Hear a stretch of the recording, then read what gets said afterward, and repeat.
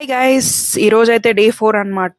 ఈరోజు వెయిట్ చూసుకోలేదు ఎందుకంటే నిన్న బిర్యానీ తిన్నా. సో అఫ్ కోర్స్ వెయిట్ ఎక్కువగానే ఉంటుంది. సో డిమోటివేట్ అవుతానని వెయిట్ చూసుకోలేదన్నమాట. అండ్ ఎప్పటిలాగే ఈరోజు కూడా ఆమ్లా జింజర్ జ్యూస్తో స్టార్ట్ చేశాను. అండ్ పీజీలో ఈరోజు నూడిల్స్ పెట్టారు. నూడిల్స్ పొద్దు పొద్దున్న ఏం తింటామని చెప్పేసి డబల్ ఎగ్ దోశ తిన్నాను వితౌట్ ఆయిల్. సో ఇది నా బ్రేక్ఫాస్ట్ అనమాట. అండ్ దెన్ 11 ఆ టైంకి ఈ ప్రోటీన్ పఫ్స్ తీసుకున్నాను. ఆకలేసి కాదు, తినాలనిపించి తిన్నాను. అండ్ దీంట్లో 10 గ్రామ్స్ ఆఫ్ ప్రోటీన్ ఉంటుంది. అండ్ చాలా బాగుంటుంది టేస్ట్ కూడా. Easily available in DMart. And then ఆ తర్వాత కొంతసేపటికి ఈ రోస్టెడ్ యెల్లో చనా దాల్ తీసుకున్నాను కొంచెం. ఆ తర్వాత మా అక్క అయితే నాకు పేస్ట్రీస్ పంపించింది. ఎందుకంటే ఇన్‌స్టాగ్రామ్‌లో నా రీల్‌కి ఒకటి 3,50,000 ప్లస్ వ్యూస్ ఉన్నాయి. అందుకని సెలబ్రేట్ చేసుకోవడానికి నాకు పేస్ట్రీ పంపించిందనమాట.